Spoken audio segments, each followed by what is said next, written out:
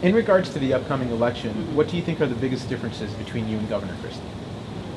Where do I begin? Okay. Well, what people will find out is that they will, have someone as a governor in Barbara Buono and Lieutenant Governor Millie Silva who care about the middle class and the working poor. That is our priority. This is a governor whose policies have just turned his back on the 99% of New Jerseyans and favored the very wealthy at the expense of everyone else. And so they will know that Barbara Buono and Millie Silva are people that will have their back, will go to bat for them. And that's because, Millie and I understand the struggles people are experiencing because we've lived them. My dad was an immigrant. He came here when he was 3, didn't speak a lick of English, and we settled in, lived up in as Millie did, in poor circumstances. And both of us had the opportunities to, with hard work and then somebody giving us a chance to lift ourselves up, we're able to get a good education, and we wouldn't be here without those opportunities that New Jersey gave for us. And really, that's what it's all about. For me, it's about creating the opportunities that I had growing up. And, so that we can create good paying jobs right here in New Jersey so that our kids can stick around.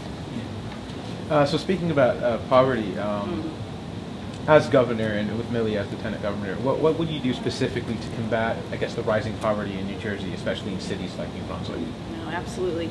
As we know, New Jersey has the highest unemployment in the region. When I say the region, not just New York, Pennsylvania, Connecticut, Delaware.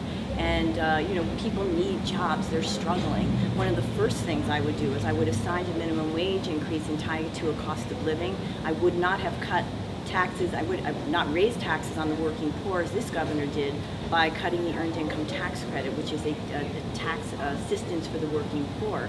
I would create jobs in New Jersey. I'd have a real economic plan that focused on investing in our workers of today, and by retraining them for the jobs that are in demand, the good paying jobs, the new highly skilled jobs, and on the workers of tomorrow, our students. I'd invest in higher education. I would invest in K through 12 to make sure that our students not just have those skills that they needed once they graduated high school, because as you know, everybody doesn't have to go to college, but also make sure that our colleges have the resources to give our kids the training they need, and also to keep tuition affordable. When I went to Montclair State and Rutgers Law School, I couldn't have done it if tuition was outpaced the people's wages as it does today, and I still couldn't do it.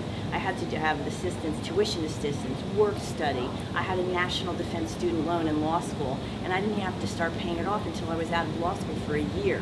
So that's 4 years without paying the loan off, and then at 3% interest. But I also had to use another loan at Howard Savings Bank. I didn't even have the $500 to deposit to qualify. And I borrowed it, but I did it. And I did it because tuition was affordable back then, and there were jobs to pay off the loans when I graduated. I'm sure you know of people that, don't even go to college or graduate school because they're afraid they'll be in such deep debt that their credit rating will be hurt for the rest of their lives, and that's not a good thing. We have to have the jobs so that kids feel that they can get the training, education, and preparation that they need to succeed.